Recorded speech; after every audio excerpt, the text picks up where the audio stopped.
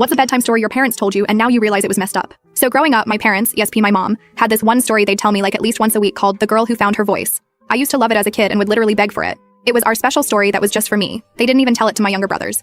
TBH, I hadn't thought about it for years until I was back home last month. I found this old journal of mine from when I was like 8 where I'd tried to write down the story myself. My handwriting was so bad, LOL. Reading it as an adult, holy shit, I literally had to sit down on those gross steps. For those curious, the story went something like this. There was this little girl named Mary who lived in a beautiful village by the mountains. Mary was super special. She could sing more beautifully than anyone in the whole village, and flowers would bloom when she sang. But there was this one weird part of the story. Mary was only allowed to sing when she was completely alone, or with her parents. If anyone else heard her sing, something terrible would happen. One day, Mary's friend Barry, who was described as curious but sometimes naughty, convinced her to sing for him. He kept saying things like, just a little song and nobody will know and don't you trust me? My mom would always use different voices for the characters, and Barry's voice was always kind of weird and persuasive. Mary finally gave in and sang for Barry, and at first everything seemed fine. But that night, the moon turned blood red, and a giant shadow creature came down from the mountains. The shadow creature could smell that Mary had shared her special gift with someone who wasn't supposed to hear it. The creature took away Mary's voice completely as punishment. She couldn't speak or sing at all anymore. And the worst part was that Barry pretended nothing had happened. He wouldn't admit that he'd done anything wrong or help her. Mary was sad for a long time and all the flowers in the village died.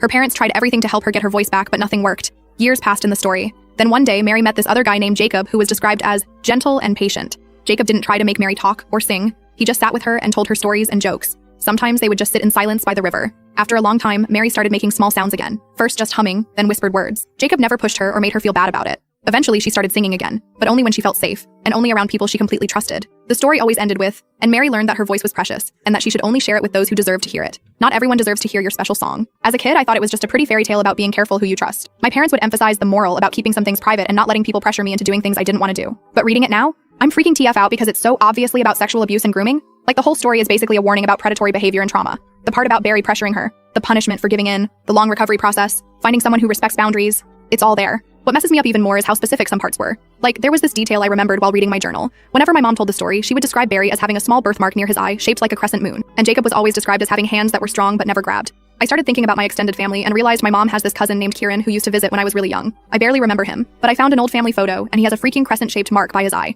I don't think he's been to any family gatherings since I was maybe 5 or 6. I've been spiraling all week trying to figure out if something happened to me that I don't remember, or if something happened to my mom when she was young, or if I'm just being paranoid and reading way too much into a simple bedtime story. Last night, I finally got the courage to ask my mom about the story over the phone. I was super casual like, hey, remember that Mary story you used to tell me? Where did that come from anyway? And there was this long silence on the phone. Then she just said, why are you asking about that now? In this voice I've never heard before. I backtracked and said I just found my old journal and thought it was a cute memory. She said, some stories are just stories, honey, and changed the subject immediately. Update. I talked to my mom. The story wasn't about me. It was about her. Kieran is her older cousin who abused her when she was 7. She created the story as a way to protect me without traumatizing me with the actual details. Jacob represents my dad who helped her heal. She never thought I'd piece it together and didn't want me to carry her trauma.